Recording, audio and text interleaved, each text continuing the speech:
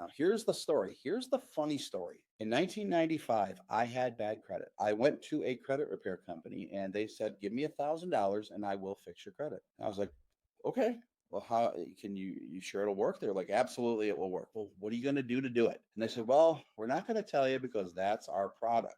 Information is our product. Knowing how to talk to the credit bureaus to get the stuff off your credit report is how we make our money. So we're not going to tell you because if we tell you, you don't need us." I don't know about you, but that sounded fishy. I read the law and I figured out how to fix my own credit. And in 6 months, I went from not being able to buy a home without 15% down, proof that I worked at Ford Motor Company and my dad had to co-sign. 6 months later, I could buy a home zero down on a lake without proving I even had a job.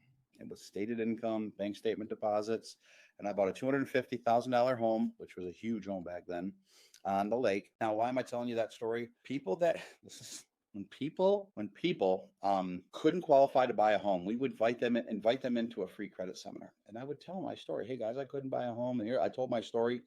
And then I stopped telling the story a few weeks later, and I started just to say to people, "Hey, buying a home is good. You know, it's lower than rent." I went over all these reasons, and my sales guys came up to me after that, and they would go, "Why didn't you tell your story?" I go, "What story?" "The story about how you fixed your own credit." I go, "Nobody cares about that. They don't care about me. They care about them." They go, "Joe, that's all they care about. Facts tell, but stories sell." I was like, "What the fuck did you just say?" And they said, "Facts tell, but stories sell." Tell your story. People want to know what you went through. They're going through what you went through. They want to connect with you. Like, no, they don't. And so I told the story. I was like, "Dude, why do you care about me?"